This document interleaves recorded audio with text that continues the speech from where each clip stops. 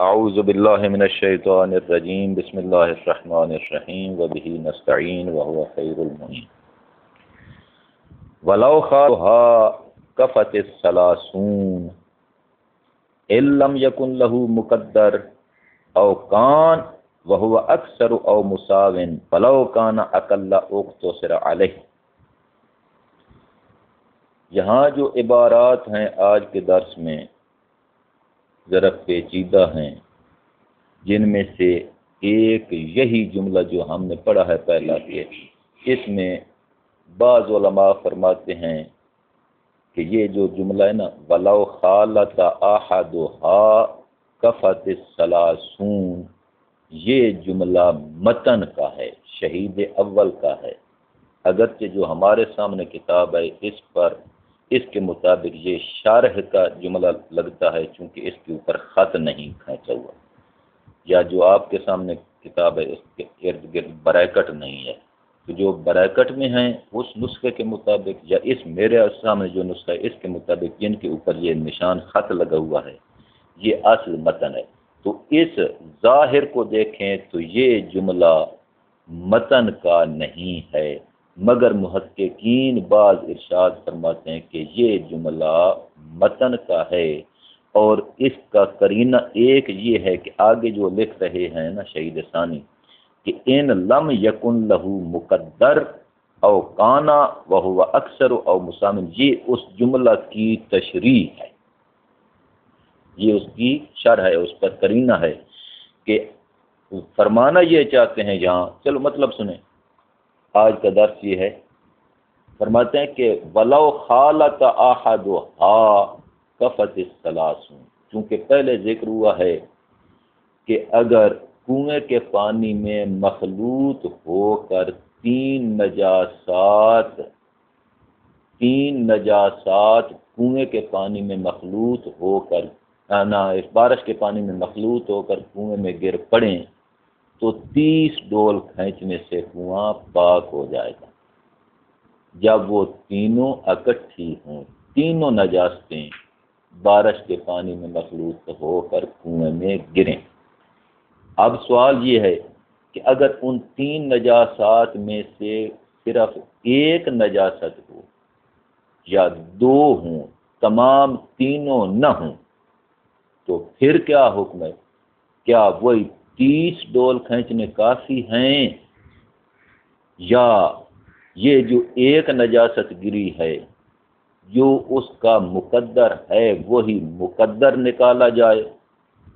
مثلا اس کا مقدر 50 ڈول ہے، یابس ازرا ہے جو بارش کے پانی میں مخلوط ہو کر کنویں میں گرا، صرف ایک نجاست، تو اس کا مقدر چونکہ 50 ڈول ہے تو اس کے لیے 50 ڈول کھینچے جائیں۔ یا مثلا ایسی نجاست ہے جس کے لیے 40 ڈول کھینچنے پڑتے ہیں تو اس کے لیے 40، یا ایسی نجاست ہے جو مالانا صفی میں ہے اور فرض یہ ہے کہ جمی پانی کھینچنا واجب ہو، تو کیا سارا پانی کھینچا جائے؟ تو ارشاد فرما رہے ہیں کہ نہیں، اس طرح نہیں ہے، بلکہ وَلَوْ خَالَتَ أَحَدُهَا كَفَتِ الثَّلَاثُونَ، اگر وہ تینوں نجاسات اکٹھی ہو کر بارش کے پانی میں مخلوط ہو کر کنویں میں گریں تو جس طرح 30 ڈول کھینچنے سے کنواں پاک ہو جاتا تھا، اسی طرح اگر ان تین میں سے کوئی ایک نجاست بارش کے پانی میں مخلوط ہو کر کنویں میں گر پڑے تو 30 ڈول کھینچنے کافی ہیں، اس نجاست کا مقدر کھینچنا ضروری نہیں ہے، لیکن 3 شرطوں کے ساتھ۔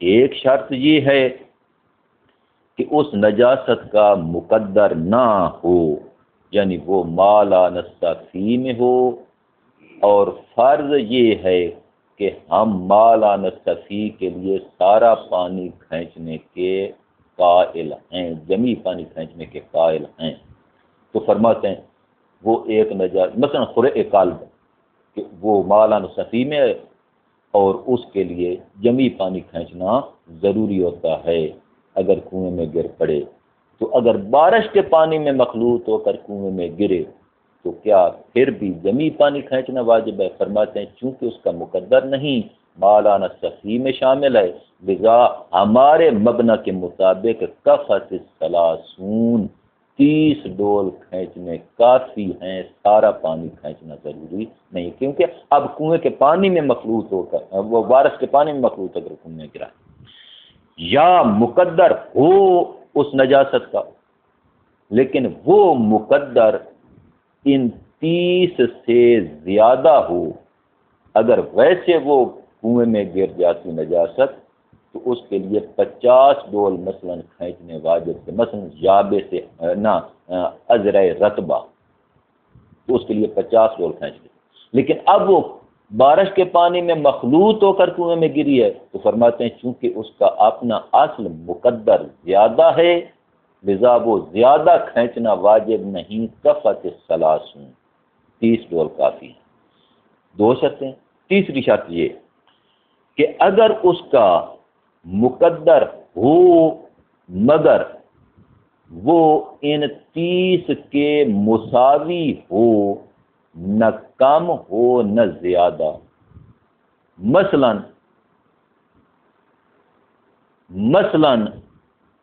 خرع قلب مولانا صفی میں شامل ہے، اور فرض کرتے ہیں کہ ہم جمی پانی کھینچنے کے قائل نہیں بلکہ 30 ڈول کھینچنے کے قائل ہیں، کیونکہ مولانا صفی کے بارے 3 قول ہیں، 30 ڈول کھینچنا، 40 ڈول کھینچنا یا جمی پانی کھینچنا۔ فرض کریں کہ ہم تو کھینچنے کے قائل ہیں مولانا صفی کے لیے، تو فرماتے ہیں کہ وہ 30 ڈول ہی کھینچے جائیں گے، اس سے زیادہ کی ضرورت نہیں۔ ہاں ولو کان اقلا، جو نجاست بارش کے پانی میں مخلوط ہو کر کنویں میں گری ہے، اگر اس کا مقدر کم ہو 30 سے تو کو توسرا علیہ ہے تو اسی 30 پر اکتفا کی جائے گی۔ مثلا بول صبی ہے، بچے کا بول، وہ اگر بارش کے پانی میں مخلوط ہو کر کنویں میں گر پڑے تو چونکہ اس کا مقدر ہے اور وہ ہے بھی 30 سے کم یعنی 7 ڈول، تو پھر فرماتے ہیں وہ 7 ڈول کھینچے جائیں گے، زیادہ کی ضرورت 30 کھینچنے کی ضرورت نہیں۔ تو اب مسئلہ واضح ہو گیا، ایک بار پھر سن لیں، اس عبارت کو اچھی طرح یاد کرنا ہے، مطلب کہ وَلَوْ خَالَطَ أَحَدُهَا كَفَتِ الثَّلَاثُونَ إِن لَمْ يَكُنْ لَهُ مُقَدَّرٌ، بشرطے کہ اس نجاست کا مقدر نہ ہو تو 30 ڈول کھینچنے سے کنواں پاک ہوگا، یعنی مولانا صفی میں ہو تو سارا پانی کھینچنا واجب نہیں، 30 ڈول کھینچنے سے کنواں پاک ہوگا۔ دوسری شرط او کانا وہو اکثر، یا اس کا مقدر ہو مگر وہ مقدر 30 سے زیادہ ہو، مثلا یابے سے ازرا، اگر وہ کنویں میں گر پڑے بارش کے پانی میں مخلوط ہو کر تو پھر اس کے لیے وہی 30 کافی ہوں گے، 50 ضروری نہیں ہوں۔ او مساون، تیسری شرط یہ ہے کہ اس نجاست کا مقدر ہے مگر اکثر نہیں، مساوی ہے 30 کے، یعنی یہ بھی 30 کا حکم تھا اور اس نجاست کا بھی حکم یہ ہے کہ 30، مثلا یہ کہ مولانا صفی والی کوئی چیز ہو، مثلا خرع قلب، تو اس میں ہم مولانا صفی میں قائل ہو جائیں 30 ڈول کھینچنے کے، فرماتے ہیں وہی 30 ڈول کھینچنے کافی ہیں، زیادہ کھینچنے کی ضرورت نہیں ہے۔ ہاں اگر وہ مقدر جو نجاست بارش کے پانی میں مخلوط ہو کر کنویں میں گری ہے، اگر اس کا مقدر 30 سے کم ہو تو اسی کم پر اقتصار کیا جائے، پھر اس کے لیے 30 کی ضرورت نہیں ہے۔ آپ فرماتے ہیں شہید ثانی کہ وَأَطْلَقَ الْمُصَنِّفُ، مصنف نے جو عبارت لکھی ہے وہ مطلق ہے کہ بعض کا حکم مثل کل کے ہے، یعنی کل کے لیے، یعنی تینوں نجاسات اگر اکٹھی بارش کے پانی میں مخلوط ہو کر گریں جی کنویں میں تو پھر 30 ڈول کھینچنے ضروری، یہ کل انا حکم باز کل کل، یہ جو جملہ ہے وہ اطلق المصنف، انا حکم باز کل کل، یہ جملہ بھی اسی مطلب پر دلالت کر رہا ہے کہ وہ اوپر والا جملہ کہ ولو خالت احدها کفت الثلاثون، وہ متن کا جملہ ہے، وہ مصنف کا جملہ ہے، اور گویا کہ شہید ثانی یہ فرما رہے ہیں کہ مصنف کا یہ جو جملہ ہے کہ ولو خالت احدها کفت الثلاثون، کہ اگر 3 نجاسات میں سے کوئی ایک بارش کے پانی میں مخلوط ہو کر کنویں میں گرے تو 30 ڈول کافی ہیں، وہ عبارت مصنف کی مطلق ہے۔ شہید ثانی اس اطلاق کو بیان کرتے ہوئے یوں فرما رہے ہیں کہ وَأَطْلَقَ الْمُصَنِّفُ أَنَّ حُکْمَ بَعْضِ الْقُلْ، کہ مصنف کی عبارت وَلَوْ خَالَتْ أَحَدُهَا كَفَتِ الثَّلَاثُونَ، یہ مصنف کی عبارت مطلق ہے، اور انہوں نے مطلق یہ فرما دی ہے کہ بعض کا حکم مثل کل کے ہے، یعنی ایک نجاست مخلوط ہو کر کنویں میں گرے تو بھی 30 ڈول کافی ہیں، لیکن وغیرہ یعنی وقالا غیرہ، مصنف کے علاوہ بعض علماء ہیں جنہوں نے ارشاد فرمایا ہے کہ بِأَنَّ الْحُکْمَ مُعَلَّقٌ بِالْجَمِيعِ، کہ 30 ڈول کھینچنے والا حکم یہ جمی کے ساتھ معلق ہے، یعنی تینوں نجاستیں مخلوط ہو جائیں بارش کے پانی میں اور کنویں میں گریں تو پھر تو 30 ڈول ہیں، لیکن جو تینوں نجاسات نہ ہوں بلکہ ان میں سے کوئی ایک ہو تو پھر اس ایک نجاست کو دیکھیں کہ اس کا حکم بارش کے پانی میں مخلوط ہو کر نہ گرتی تو ویسے اس کا حکم کیا تھا۔ اگر اس کا حکم یہ تھا کہ مثلا وہ مالانا صفی میں ہے تو مالانا صفی کے لیے جمی پانی کھینچنا واجب ہوتا ہے، تو فرماتے ہیں اس ایک کے لیے اگرچہ بارش کے پانی میں مخلوط ہو کر کنویں میں گری ہے تاہم سارا پانی کھینچنا واجب ہوگا، اور اگر اس کا مقدر ہے تو اس کا جو مقدر ہے وہی کھینچا جائے گا۔ جی بارش کے پانی میں مخلوط نہ ہوتی ویسے کنویں میں گر پڑتی تو اس کا مقدر تھا، تو فرماتے ہیں جو مقدر تھا اگر بارش کے پانی میں مخلوط ہو کر کنویں میں گرے تو بھی وہی مقدر کھینچا جائے گا، خواہ وہ مقدر 30 سے زیادہ ہو یا 30 کے مساوی ہو یا 30 سے کم ہو، وہی کھینچا جائے گا۔ آخر میں ارشاد فرماتے ہیں شہید ثانی کہ اگرچہ بعض علماء نے یہ فتویٰ دیا ہے، یہ حکم لگایا ہے، لیکن وَالتَّفْصِيلُ أَجْوَدُ، جو تفصیل ہم نے بیان کی ہے کہ اگر ان میں سے کوئی ایک نجاست بارش کے پانی میں مخلوط ہو کر کنویں میں گر پڑے تو 30 ڈول کھینچنے کافی ہیں، بشرطے کہ اس کا مقدر نہ ہو۔ ہاں اگر مقدر ہو اور اکثر ہو تو بھی 30 کافی ہیں، اور اگر مقدر مساوی ہو تو بھی 30 کافی ہیں۔ ہاں اگر مقدر کم ہو 30 سے تو پھر اقتصر علی الاقل، اسی اقل پر اقتصار کیا جائے، مطلب واضح۔ اس کے بعد ارشاد فرماتے ہیں کہ 10 ڈول کھینچنے سے کنواں پاک ہو جائے گا اگر کنویں میں یابے سے ازرا گر پڑے۔ یابے سے ازرا، تو یابس سے مراد کیا ہے؟ فرماتے ہیں یابس سے مراد وہ ہے جو رطبہ کے مقابلہ میں ہے۔ کیا مطلب؟ فرماتے ہیں مطلب یہ ہے کہ جو کنویں میں پھیلا ہوا نہ ہو، یہ ایک قول۔ بعض علماء فرماتے ہیں کہ یابس سے مراد یہ ہے کہ جو مرطوب اور رطوبت والا نہ ہو، دو قول۔ بعض علماء فرماتے ہیں کہ نہ کنویں میں پھیلا ہوا ہو نہ اس میں رطوبت ہو، خشک پاخانہ ہو، اور وہ کنویں میں گر کر ایک ہی جگہ رہے، پھیلے نہیں، تو اس کو یابس کہا جاتا ہے۔ تو یابس کی تفسیر کے بارے 3 اقوال۔ تو بہرحال آپ جس قول کے قائل ہیں اس کے مطابق یابے سے ادرک 10 ڈول کھینچنے سے کنواں پاک ہو جائے گا۔ اور 10 ڈول کھینچنے کس نجاست کے لیے؟ فرماتے ہیں کہ قلیل دم، اگر تھوڑا خون کنویں میں گر پڑے، مثلا کسی آدمی کو نکسیر آئی ہے تو اس نکسیر کا جو خون ہوتا ہے وہ قلیل خون شمار ہوتا ہے، یا مثلا ذبح شدہ مرغی کا جو خون ہوتا ہے جو تار مار کر نکلتا ہے، تو جتنا خون نکلتا ہے وہ قلیل خون شمار ہوتا ہے۔ اگر اتنا خون، اتنا سا تھوڑا سا خون کنویں میں گر پڑے تو 10 ڈول کھینچنے سے کنواں پاک ہو جائے گا۔ اچھا 10 ڈول کس روایت میں ہے؟ 10 ڈول، 10 ڈول کی روایت تو نہیں ہے۔ اچھا روایت میں کیا فرماتے ہیں؟ روایت میں والمروی دلاء یسیرۃ، روایت میں تو ہے کہ چند ڈول کھینچے جائیں، 10 تو نہیں ہیں۔ آپ نے 10 کیوں کہے ہیں؟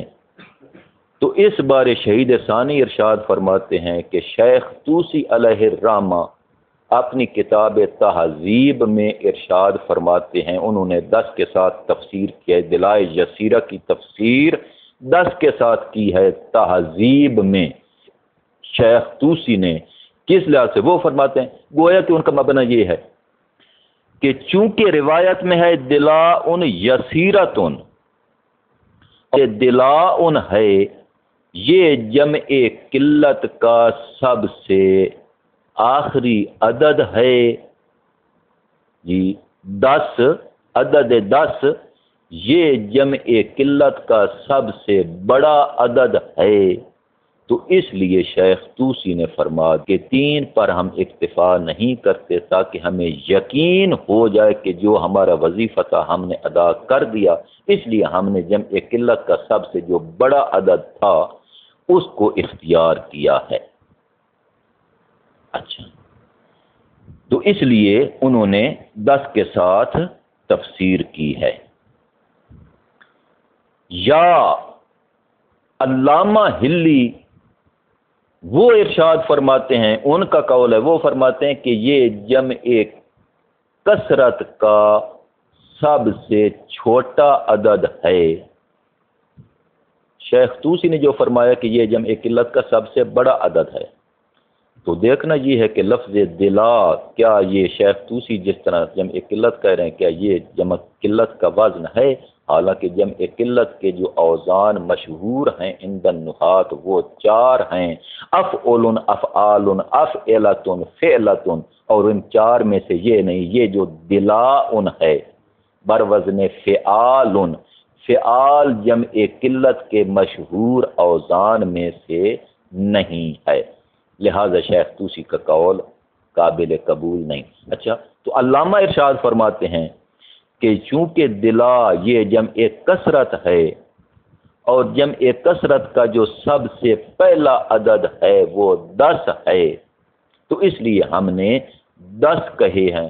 فرماتے ہیں علامہ کے قول میں بھی اشکال ہے کہ یہ جمع کثرت مراد لے رہے ہیں، اور بالخصوص جو قرینہ موجود ہے کہ والمروی دلاء ساتھ قید ہے یسیرۃ، تھوڑے سے، کچھ ڈول، تو یہ کچھ کیا جمع کثرت پر دلالت کرتا ہے؟ تو اس لیے نہ شیخ طوسی کا قول، ان کی تفسیر بھی قابل قبول نہیں، اشکال سے خالی نہیں، اور علامہ نے جو تفسیر فرمائی ہے وہ بھی اشکال سے خالی نہیں، دونوں میں اشکال ہے۔ اچھا اس کے بعد فرماتے ہیں کہ بعض نجاسات ایسی ہیں کہ جن کے لیے 7 ڈول کھینچنے سے کنواں پاک ہو جاتا ہے، جن میں سے ایک پرندہ ہے۔ پرندہ اگر کنویں میں گر کر مر جائے، مثلا وہ کبوتر ہو یا فاختہ ہو یا جو ان کے ہم حجم ان کے مطابق اس کا، تو اس کے لیے 7 ڈول کھینچنے سے کنواں پاک ہو جائے گا اگر وہ کنویں میں گر کر مر جائے۔ نمبر 2، اگر چوہا، جنگلی چوہا وہ کنویں میں گر جائے اور گر کر مر جائے تو اس کے لیے بھی 7 ڈول کھینچنے سے کنواں پاک ہو جائے گا، بشرطے کہ وہ چوہا کنویں میں گر کر مر بھی جائے اور مرنے کے ساتھ ساتھ اس کا پیٹ پھول جائے تو پھر 7 ڈول کھینچنے سے کنواں پاک ہو جائے گا۔ اچھا پھول جائے اس پر پھر اشکال ہے۔ اس کے بارے جو روایت ہے چوہے کے بارے، اگرچہ وہ روایت ضعیف ہے لیکن تاہم اس میں تفسخ معتبر قرار دیا گیا ہے۔ تفسخ اور انتفاخ، اس میں فرق ہوتا ہے۔ انتفاخ کے معنی صرف پھول جانا، اور تفسخ کا معنی کہ وہ کنویں میں گر کر مر جائے اور اتنی دیر اتنے دن وہ کنویں میں رہے کہ اس کا پیٹ پھٹ جائے اور اس کے اجزاء کنویں میں پھیل جائیں۔ تفسخ بمعنی تفرق، کہ اس کے اجزاء کنویں میں متفرق ہو جائیں۔ تو روایت میں تفسخ ہے، انتفاخ نہیں ہے۔ اور 7 ڈول کھینچنے سے کنواں پاک ہوتا ہے۔ تیسری نجاست بیان کرتے ہیں کہ بول صبی کے لیے، اگر بچہ کنویں میں پیشاب کر دے تو اس کے لیے بھی 7 ڈول کھینچنے سے کنواں پاک ہو جائے گا۔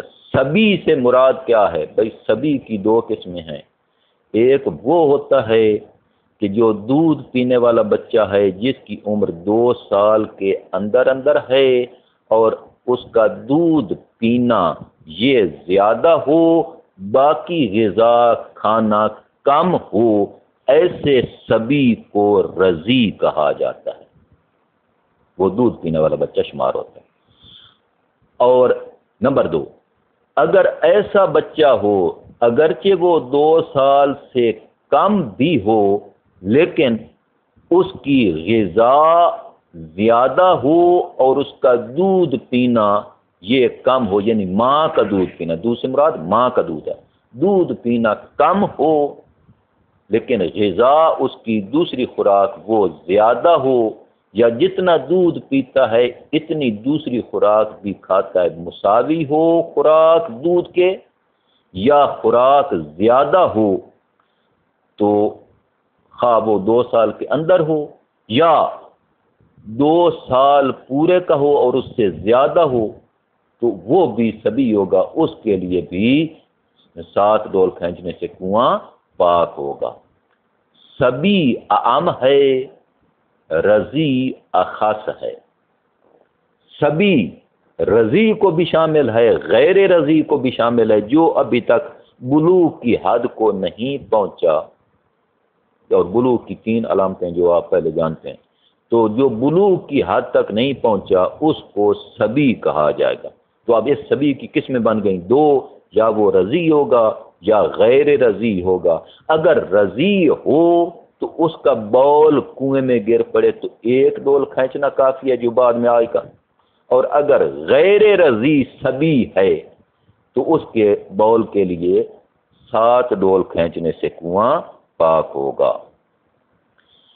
اس کے بعد چوتھی نجاست جس کے لیے 7 ڈول کھینچنے سے کنواں پاک ہوگا وہ ہے غسل جنوب، کہ اگر کوئی شخص جنوب ہو جائے اور وہ کنویں میں غسل کرے تو اس کے غسل کرنے سے 7 ڈول کھینچنے ضروری ہوں گے، تب کنواں پاک ہوگا غسل جنوب کے لیے، بشرطے کہ عین نجاست اس کے بدن پر نہ ہو۔ اگر اس کے بدن پر عین نجاست مثلا وہی منی ہو تو منی کے لیے چونکہ سارا پانی کھینچنا واجب ہوتا ہے، لذا سارا پانی کھینچنا پڑے گا، اور پھر وہ 7 ڈول بھی بعد میں کھینچنے پڑیں گے۔ تو فرماتے ہیں کہ صرف غسل جنوب جو اس کی نجاست حدثیہ ہے، صرف اسی نجاست کو وہ دور کرے، یعنی صرف غسل کرے، یعنی ظاہری نجاست سے اس کا بدن پاک ہو، اور وہ جنوب کنویں میں غسل کرے تو 7 ڈول کھینچنے سے کنواں پاک ہوگا۔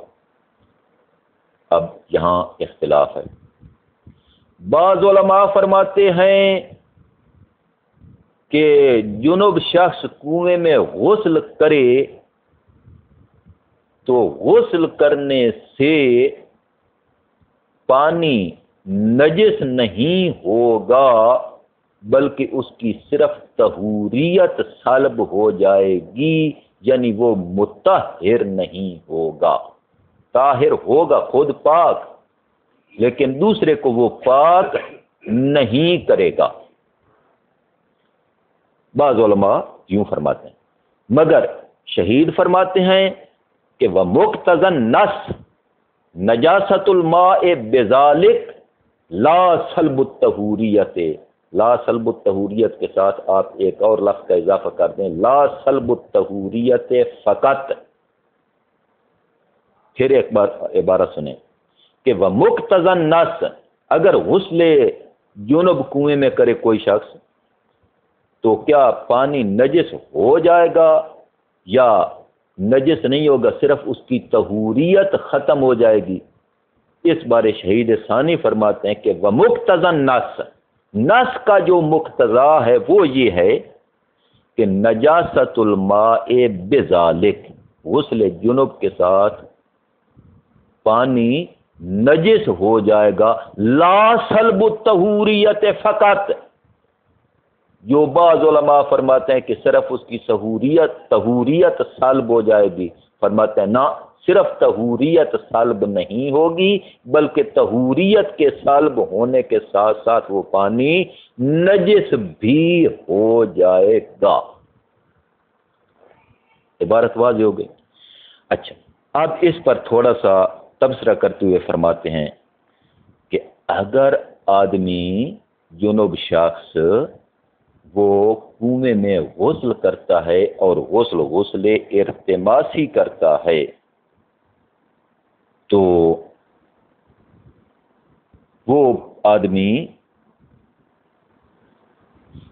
جو غسل ارتماسی کرتا ہے تو اس کا بدن نجاست حدثیہ سے پاک ہو جائے گا، یعنی اس کا غسل ہو جائے گا، غسل صحیح ہوگا، لیکن ظاہری نجاست کے لحاظ سے اس کا بدن نجس ہو جائے گا. طاہر من الحدث نجسا بالخبث، حدث سے پاک ہو جائے گا. کیوں؟ چونکہ اس نے یوں ہی غسل ارتماسی کیا تو غسل ارتماسی اس پر صادق آیا، یعنی وہ پانی میں ڈوبا، غسل ارتماسی ہو گیا، بس یوں ہی غسل ارتماسی اس کا ہوا. اس کے ساتھ چونکہ وہ ہمارے قول کے مطابق غسل جنوب کرنے سے پانی نجس ہو جاتا ہے تو وہ پانی نجس ہو گیا، تو پانی جب نجس ہو گیا تو اس کا بدن ظاہری نجاست سے نجس ہو گیا. لیکن جو علماء صرف سلب طہوریت کے قائل ہیں، نجاست الماء کے قائل نہیں ہیں، ان کے مطابق اس کا غسل بھی ہو گیا اور اس کا بدن بھی پاک رہے گا، چونکہ اس کی طہوریت سلب ہوئی ہے، جی نجس نہیں ہوا. ان علماء کے قول کے مطابق اس کا غسل بھی صحیح اور ظاہری نجاست سے بھی پاک، ان کے قول. لیکن ہمارے مبنا کے مطابق روایت جو دلالت کر رہی ہے کہ 7 ڈول کھینچنے سے کنواں پاک ہو جائے گا، پاک ہو جائے گا 7 ڈول کھینچنے سے، تو اس کا مطلب یہ ہے کہ یوں ہی جنوب نے غسل کیا تو پانی نجس ہوا. اگر نجس نہیں ہوا تو 7 ڈول کھینچنے کا وجوب کیسے؟ تو 7 ڈول کھینچنے کا جو وجوب روایت جس پر دلالت کرے کہ 7 ڈول کھینچنے واجب ہیں، ضروری ہیں، تو اس سے معلوم ہوتا ہے کہ کنویں کا پانی غسل جنوب سے نجس ہو جاتا ہے، صرف طہوریت سلب نہیں ہوتی. اچھا، تو ہمارے مبنا کے مطابق اگر جنوب شخص غسل کرے ارتماسی کنویں میں تو طاہر بدنہ من الحدث ونجسا بالخبث، وہ اس کا نجاست حدثیہ سے اس کا بدن پاک ہو گیا اور خبثیہ سے اس کا بدن نجس ہو گیا. اور اگر غسل ارتماسی، اگر غسل ترتیبی کرے تو پھر ہمارے مبنا کے مطابق اگر وہ غسل ترتیبی کرے تو اس میں 2 احتمال ہیں، اس میں 2 وجہیں ہیں. ایک وجہ یہ ہے کہ یوں ہی اس نے غسل جنابت شروع کیا اور فرض یہ کریں کہ وہ اس پانی میں موجود ہے، کنویں کے پانی میں، اور وہ غسل ترتیبی کی نیت سے سر گردن کو دھو رہا ہے کنویں میں، تو یوں ہی اس نے پہلی جز کو دھویا اور وہ غسالہ، وہ پانی کنویں کے پانی کے ساتھ متصل ہوا تو کنویں کا پانی نجس ہو گیا۔ یا دوسرے طریقے سے مثلا وہ باہر کھڑا ہو کر کنویں سے پانی اس نے بھرا اور کنویں کے اوپر کھڑے ہو کر اس نے سر گردن کو دھویا، تو یوں ہی پانی، یہ غسالے والا پانی ادھر کنویں کے پانی کے ساتھ تک پہنچے گا تو اس وقت وہ نجس ہو جائے گا۔ اب واضح ہوا یہ دو طریقوں سے غسل ترتیبی کر رہا ہے، یا پانی کنویں کا جو ہے اس کے اندر موجود ہے، یعنی اس کے ساتھ متصل ہو کر غسل کر رہا ہے، یا اس سے باہر کھڑے ہو کر غسل جنابت ترتیبی کر رہا ہے۔ تو کیا مطلب؟ یعنی یوں ہی پہلی جز کو دھونے کے ساتھ کنویں کے پانی کے ساتھ یہ غسالہ متصل ہوگا تو کنویں کا پانی نجس ہو جائے گا۔ یہ ایک احتمال ہے، جس کے طریقے دو ہیں، احتمال اور وجہ ایک ہے۔ دوسری وجہ یہ ہے کہ نہیں، پہلی جز کو دھونے کے ساتھ خواہ درمیان پانی کے اندر کھڑا ہے خواہ باہر کھڑا ہے، پہلی جز کو دھونے کے ساتھ جو اس کا غسالہ کنویں کے پانی کے ساتھ متصل ہوگا تو کنویں کا پانی نجس نہیں ہوگا۔ کیوں؟ اس لیے کہ غسل جنوب تو ہوا نہیں، پانی نجس کیسے ہو گیا؟ پانی نجس ہوتا ہے غسل جنوب کے ساتھ، تو غسل جنوب کب ہوگا؟ فرماتے ہیں کہ جب پورا غسل اس کا مکمل ہو جائے گا تو تب اس پر غسل جنوب صادق آئے گا۔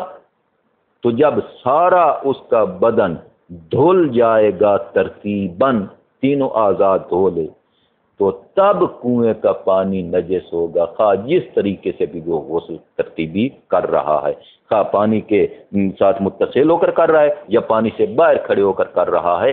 پانی کب نجس ہوگا؟ جب اس کا غسل مکمل ہوگا، تب کنویں کا پانی نجس آئے گا ہوگا۔ کیوں؟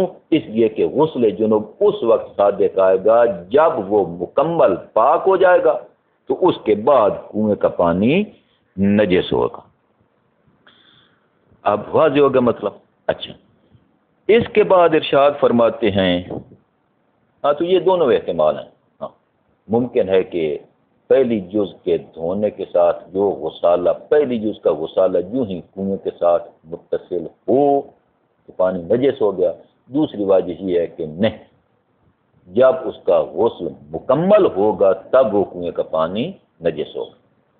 اب ایک اور مسئلہ، ایک اور سوال، کوئی آدمی یہ کہتا ہے کہ کیا جنوب کے ساتھ غیر جنوب کو بھی ملحق کیا جائے گا؟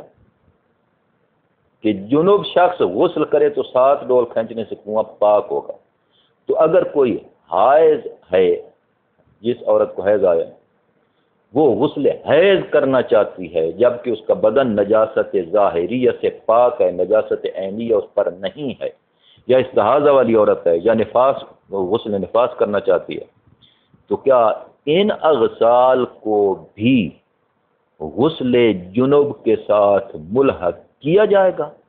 ان سے بھی کنویں کا پانی نجس ہو جائے گا؟ فرماتے ہیں کہ ہاں، اس میں یہ دیکھنا پڑے گا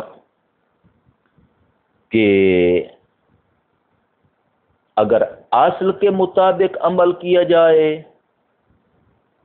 تو پھر یہ احتمال ہے کہ کنویں کا پانی نجس نہیں ہوگا۔ کیوں؟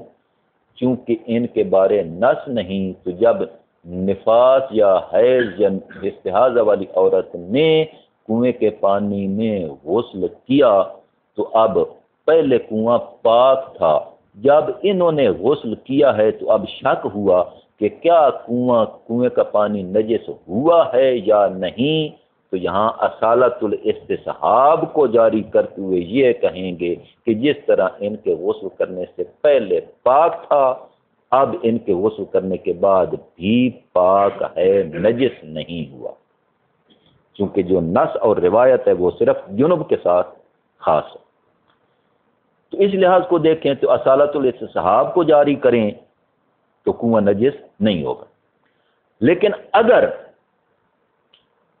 اس لحاظ کو دیکھیں وہی قیاس مستنبط العلت جی کہ جس کی علت کا کہ چونکہ غسل جنوب کے بارے روایت ہے تو اس لیے کہ چونکہ اس میں حدث اکبر ہے تو حدث اکبر کو برطرف کرنے سے کنواں نجس ہو جاتا ہے، تو وہ حدث اکبر ہے تو حیض بھی تو حدث اکبر ہے، نفاس بھی تو حدث اکبر ہے، استحاضہ بھی تو حدث اکبر ہے، چونکہ حدث اصغر موجب وضو ہوتا ہے اور حدث اکبر موجب غسل ہوتا ہے، تو حیض نفاس استحاضہ یہ بھی تو موجب غسل ہیں، یہ بھی تو حدث اکبر ہیں، تو جنوب کے لیے غسل کرنے سے 7 ڈول کھینچنے ضروری ہیں، تو ان کے لیے بھی 7 ڈول کھینچنے ضروری ہیں، کیونکہ اس کے جنوب کے غسل کرنے سے نجس ہو جاتا ہے تو ان کے غسل کرنے سے بھی نجس ہو جائے گا، اس کے لیے 7 ڈول، تو ان کے لیے بھی 7 ڈول کھینچے جائیں۔ اس کے بعد آخری مطلب جو آج کے درس کا ہے وہ یوں فرماتے ہیں کہ بھائی اگر کوئی کتا کنویں کے پانی میں گر جائے اور زندہ کنویں سے باہر آ جائے تو اس کے لیے بھی 7 ڈول کھینچنے سے کنواں پاک ہو جائے گا، 7 ڈول۔ اگر کتا کنویں میں گر جائے اور گر کر مر جائے تو کتنے ڈول کھینچنے لازم ہوتے ہیں؟ 40 ڈول، جو کہ پچھلے درس میں ذکر ہو چکا ہے۔ لیکن اگر کنویں کے پانی میں کتا کنویں میں گرے اور زندہ باہر آ جائے تو اس نجاست کے لیے فرماتے ہیں 7 ڈول کھینچنے سے کنواں پاک ہو جائے گا۔ کیا خنزیر کو بھی کتے کے ساتھ ملحق کیا جائے گا کہ اگر خنزیر کنویں میں گرے، چونکہ کتا نجس العین ہے تو خنزیر بھی تو نجس العین ہے، تو خنزیر کنویں میں گر کر زندہ باہر آ جائے تو کیا اس کے لیے بھی 7 ڈول کھینچنے سے کنواں پاک ہو جائے گا؟ فرماتے ہیں نہیں، خنزیر کے بارے چونکہ یہ نس نہیں ہے وہ مالان صفی میں داخل ہوگا، تو مالان صفی کے لیے اگر آپ جمی پانی کھینچنے کے قائل ہیں تو سارا پانی کھینچو، 40 کے قائل ہیں تو 40 ڈول کھینچو، 30 کے قائل ہیں تو 30 ڈول کھینچو، جی اس کے لیے 7 ڈول کھینچنا کافی نہیں ہوں گے۔ دیکھیں ترجمہ، ولو خالط احدها خالط یخالط مخالطتن، باب مفاعلہ پر پڑھنا ہے، ولو خالط احدها کفت الثلاثون، یہ جو 3 نجاسات پہلے ذکر ہوئی ہیں، پہلے درس میں ذکر ہوئی ہیں، اگر وہ تینوں اکٹھی ہو کر بارش کے پانی میں مخلوط ہو جائیں، بارش کے پانی میں خرع قلب بھی ہے، بول رجل بھی ہے، ازرا بھی ہے، یہ تینوں نجاستیں ہیں، تو کنویں میں گر جائیں تو 30 ڈول کھینچنا کافی تھے، کنواں پاک ہو جاتا تھا۔ لیکن اب مسئلہ یہ کہ ولو خالط احدها، اگر ان 3 نجاسات میں سے کوئی ایک نجاست بارش کے پانی میں مخلوط ہو جائے اور کنویں میں گر پڑے تو پھر فرماتے ہیں کفت الثلاثون، ایک کے لیے بھی 30 ڈول کافی ہیں، مگر اس شرط، ان 3 شرطوں کے ساتھ،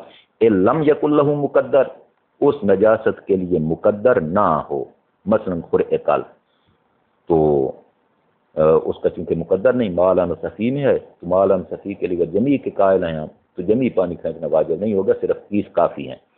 او کانا، یا اس کے لیے مقدر ہو وہ اکثر، اور وہ 30 سے زیادہ ہے، مثلا ازرع انسان، مثلا بول رجل، تو بول رجل کے لیے 40 ہیں، ازرع انسان کے لیے 30 ہیں، اگر ان میں سے کوئی ایک نجاست گرے، بول گر گیا ہے تو 40 ضروری نہیں، 30 کافی ہیں، ازرع گر گیا ہے تو 50 ضروری نہیں ہے، 30 کافی ہیں۔ او مساون، یا مقدر ہے مگر اس نجاست کا مقدر 30 کے مساوی ہے، مثلا یہ کہ خرع قلب، کہ چونکہ وہ مالان صفی میں ہے، اور مالان صفی کے لیے اگر ہم قائل ہو جاتے ہیں 30 ڈول کھینچنے کے تو فرماتے ہیں وہ 30 ہی کافی ہوں گے. ولو کان اقل اقتصر علیہ، اگر مقدر اقل ہو اقتصر علیہ تو اسی الاقل پر، علیہ یعنی علی الاقل، اقتصر علی الاقل، اسی اقل پر اختصار کیا جائے گا. مثلا بچے کا پیشاب، سبھی جو غذا کھانے والا ہے، 10 سال کا بچہ ہے، 8 سال کا بچہ ہے، اس کا پیشاب بارش کے پانی میں مخلوط ہو کر کنویں میں گر پڑتا ہے تو اس کے لیے وہ 7 ڈول ہی کھینچے جائیں گے، 30 ضروری نہیں ہوگی. وَأَطْلَقَ الْمُصَنِّفُ، مصنف نے مطلق، کہاں مطلق کہا کہ وَلَوْ خَالَطَ أَحَدُهَا كَفَتِ الثَّلَاثُونَ، 30 کافی ہیں. یہ مصنف نے مطلق کہا. مصنف نے مطلق کیا کہا کہ اَنَّ حُکْمَ بَعْضِهَا كَالْكُلِّ، کہ بعض کا حکم مثل کل کے ہے. انہوں نے تفصیل بیان نہیں کی. مصنف کی عبارت مطلق ہے. مقید ہم نے کیا ہے کہ تفصیل ہم نے بیان کی. ہم نے کیا تفصیل بیان کی کہ ہاں ٹھیک ہے بعض کا حکم مثل کل ہے، لیکن اس صورت میں کہ لم یکن لہ مقدر او کان وهو اکثر او مساوٍ، تو پھر بعض کا حکم مثل کل ہے. مصنف نے یہ تفصیل بیان نہیں کی. مصنف کی عبارت مطلق، یہ قید ہم نے لگائی ہے. لیکن غیرہ یعنی وقال غیرہ، غیر مصنف نے یوں ارشاد فرمایا ہے کہ بِأَنَّ الْحُكْمَ مُعَلَّقٌ بِالْجَمِيعِ، کہ 30 ڈول کھینچنے والا حکم ان جمی یعنی تینوں نجاسات کے ساتھ معلق ہے، کہ وہ تینوں نجاستیں بارش کے پانی میں مخلوط ہو کر کنویں میں گریں تو پھر تو 30 والا حکم ہے. فَيَجِبُ لِغَيْرِهِ مُقَدَّرُهُ، غیر جمی کے لیے کیا مطلب، یعنی ایک نجاست ہو تو اس کے لیے واجب ہے اس کا اپنا مقدر. اگر اس کا مقدر ہے، خواہ وہ 30 ہے تو 30 سے زیادہ ہے تو وہ زیادہ کھینچیں، 30 سے کم ہے تو 30 سے کم کھینچیں. اویل جمیع، یا سارا پانی کھینچیں. کب؟ اگر اس کے لیے مقدر نہیں ہے. مالا نصفی میں ہے تو مالا نصفی کے لیے آپ جمی کے قائل ہیں تو پھر جمی پانی کھینچیں، 30 ڈول پر اکتفا نہ کریں. یہ غیر مصنف نے فرمایا ہے. لیکن آپ کا فتویٰ کیا ہے شہید ثانی صاحب؟ کیا مصنف والا فتویٰ آپ کا ہے یا غیر مصنف والا؟ تو شہید ثانی فرماتے ہیں وَالتَّفْصِيلُ أَجْوَدُ، ہم نے جو مصنف کے قول کی تفصیل بیان کی ہے ہمارے نزدیک وہی تفصیل عمدہ ہے کہ 30 ڈول کافی ہیں ایک نجاست کے لیے بھی، بشرطے کہ اس کا مقدر نہ ہو، یا مقدر ہو وہ اکثر ہو یا اس کے مساوی ہو تو 30 ڈول کافی ہیں. وَنَزْهِ عَشْرِ دِلَاءٍ لِيَابِسِ الْأَزِرَةِ، یعنی وَيَطْهُرُ الْبِئْرُ بِنَزْهِ عَشْرِ دِلَاءٍ لِيَابِسِ الْأَزِرَةِ، 10 ڈول کھینچنے سے کنواں پاک ہو جائے گا یابس ازرا کے لیے. یابس کسے کہتے ہیں؟ وہ غیر ذائبہا، جو غیر ذائب ہو، یعنی جس کا ذوبان نہ ہوا ہو، پھیلا ہوا نہ ہو کنویں میں. اور رطبہا یعنی او غیر رطبہا، یا یہ کہ وہ مرطوب نہ ہو، اس میں رطوبت نہ ہو تو وہ یابس ہوگا. او ہما یعنی او غیر ہما، ان دونوں کا غیر ہو، یعنی نہ وہ کنویں میں پھیلا ہوا ہو نہ اس میں رطوبت ہو، اس کو یابس کہا جاتا ہے. علل اقوال، اقوال ثلاثتی، مطلب یعنی اس میں 3 قول ہیں. اتواف جس کے آپ قائل ہیں اپنے مبنی کو آپ دیکھیں.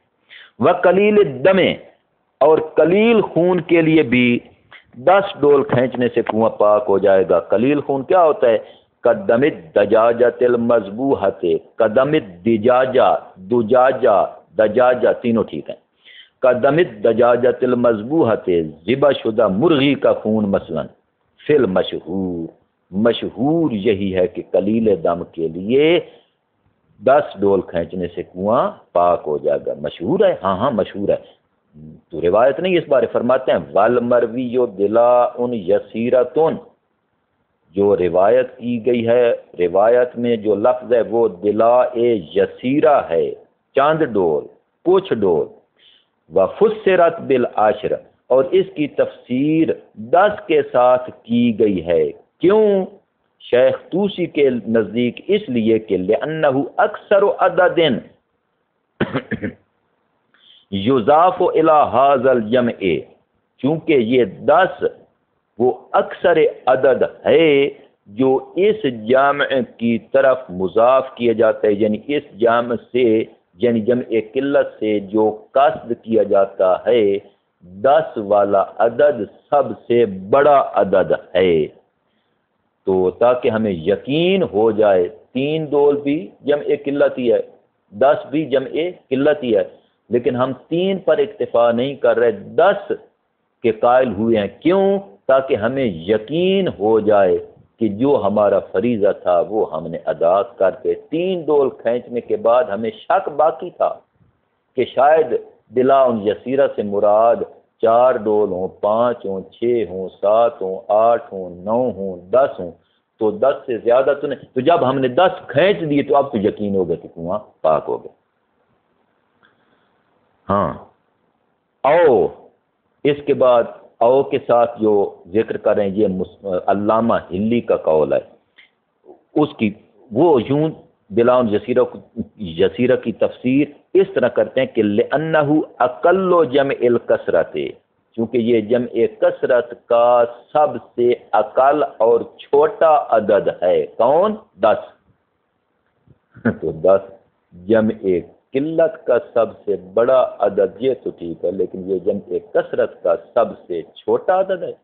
جمع کثرت تو شروع ہوتی ہے 11 سے، 11 سے شروع ہوتی ہے نا، 10 سے تو شروع نہیں ہوتی۔ تو ایک تو یہ، اور ثانیاً یہ کہ یہ جمع کثرت کا سب سے چھوٹا عدد ہے، تو کیا ضروری ہے بلا ان کو جمع کثرت پر ہی حمل کیا جائے؟ اعلیٰ کے ساتھ قرینہ جو یسیرت ان کا ہے، کیا وہ کثرت پر دلالت کر رہا ہے؟ تو دونوں کے قول میں اشکال ہے۔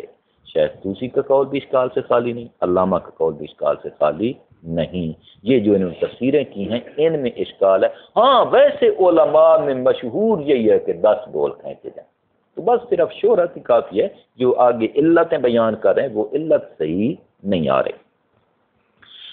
وَنَزْحِ سَبْعٍ، یعنی وَيَطْهُرُ الْبِئْرُ بِنَزْحِ سَبْعِ دِلَاءٍ لِلطَّيْرِ، طیر کے لیے 7 ڈول کھینچنے سے کنواں پاک ہو جائے گا۔ تو فما فوقہا، طیر سے مراد وہ کبوتر ہے یا جو اس سے فوق ہو، یعنی جو اس کے لگ بھگ جو پرندے ہیں۔ ایل نجاست موت ہی، یعنی طیر کی نجاست موت کے لیے 7 ڈول کھینچنے سے کنواں پاک ہوگا۔ والفارت، اور چوہے کے لیے مع انتفاق یا بشرطے کہ اس کا انتفاق ہو جائے فی المشہور، مشہور یہی ہے کہ فارہ کا انتفاق ہو جائے، کنویں میں پھول جائے تو 7 ڈول کھینچنے سے کنواں پاک ہو جائے گا۔ اچھا، مشہور یہ ہے، لیکن والمروی وان ضعفا اعتبار تفسخھا، وان ضعفا یہ جملہ معترضہ ہے جو مبتدا و خبر کے درمیان ہے۔ والمروی مبتدا ہے، اعتبار تفسخھا یہ اس کی خبر ہے مبتدا کی، تو درمیان میں جو وان ضعفا ہے یہ جملہ معترض ہے۔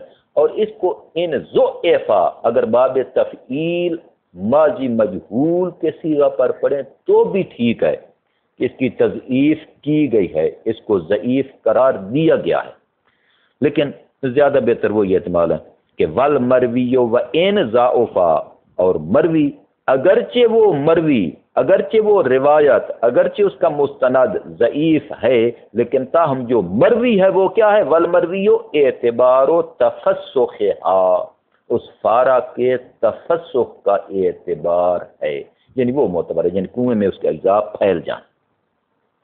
وبول الصبی، 7 ڈول کھینچنے سے کنواں پاک ہو جائے گا بول صبی کے لیے۔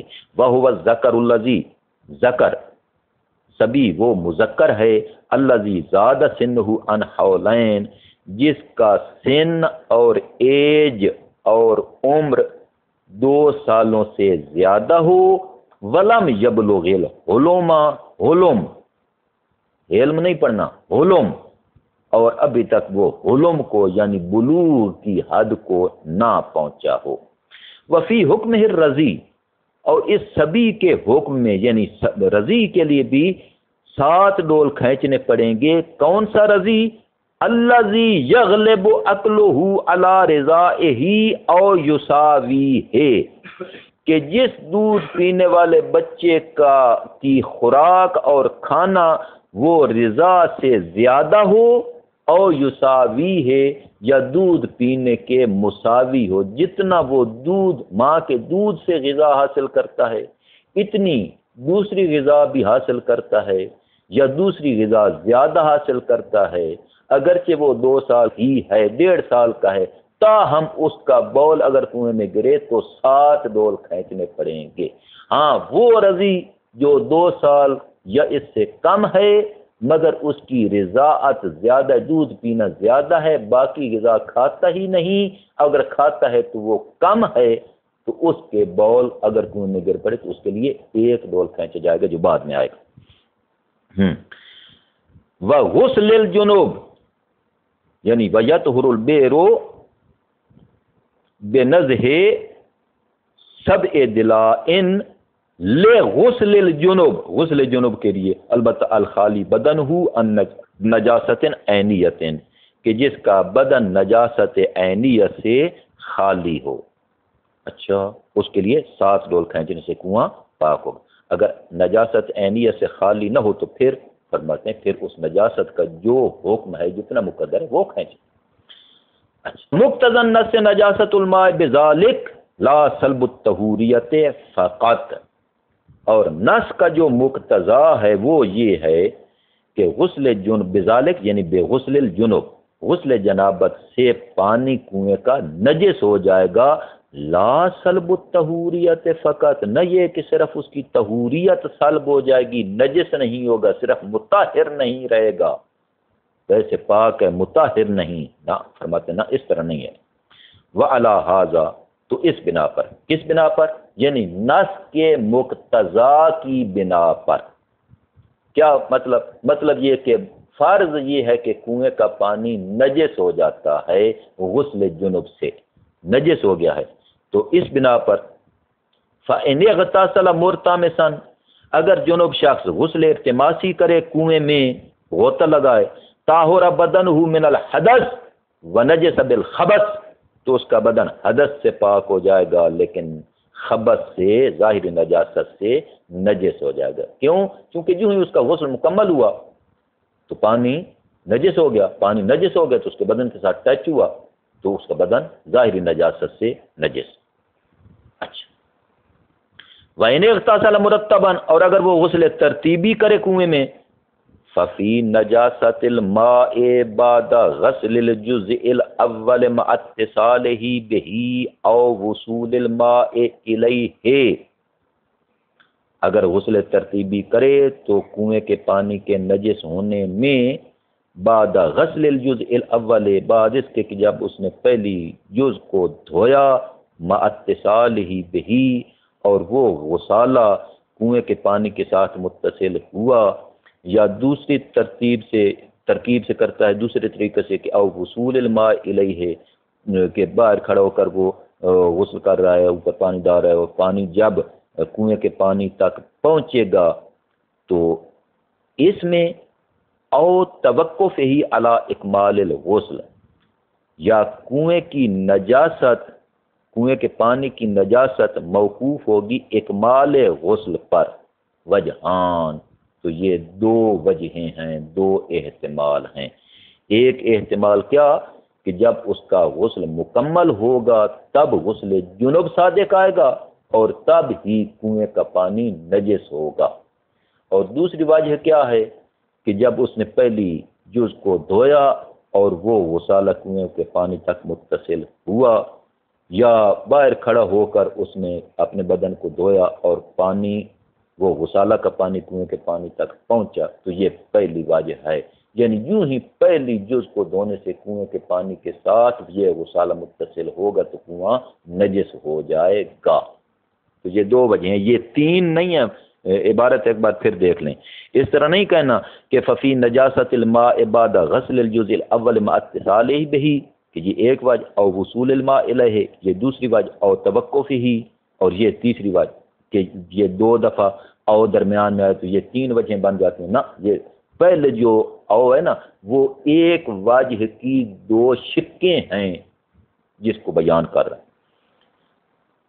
ولا يلحق بالجنوب غیرہ ممن یجب علیہ الغسل عملا بالاصل، فرماتے ہیں جنوب کے ساتھ غیر جنوب کو ملحق نہیں کیا جائے گا ان افراد میں سے کہ جس پر غسل واجب ہوتا ہے۔ کیوں ملحق نہیں ہوگا؟ عملا بالاصل، اصل کے مطابق عمل کرتے ہوئے۔ کون سی اصل ہے یہاں؟ اصالت، اصول عملیہ میں سے کون سی اصل ہے؟ اصالت الاستصحاب۔ کیسے؟ کہ بھائی کنویں کا پانی پہلے پاک ہے، جب نفاس والی یا حیض والی عورت نے غسل نفاس یا حیض یا استحاضہ کیا تو اب شک ہوا کہ کیا اب پانی اس کے غسل کرنے سے کنویں کا پانی نجس ہو گیا ہے یا نہیں، تو اس حساب کے معنی کیا ہوتے ہیں؟ ابقاء ما کان، اپنی سابقہ حالت پر باقی رہنا۔ تو چونکہ پہلے غسل اس کے غسل کرنے سے پہلے پاک تھا، اب شک ہوا کیا اس کے غسل کرنے کے ساتھ نجس ہوا یا نہیں، تو اصل یہ ہے کہ نجس نہیں ہوا۔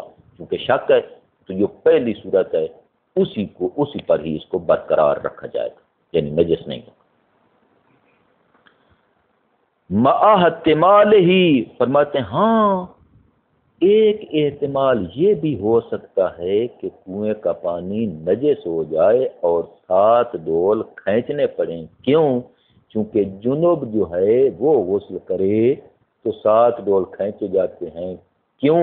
اس لیے کہ اس کا حدث اکبر ہے۔ تو حیض، نفاس، استحاضہ یہ بھی تو حدث اکبر ہے، اس کے لیے 7 ہیں تو ان کے لیے بھی 7 ہیں۔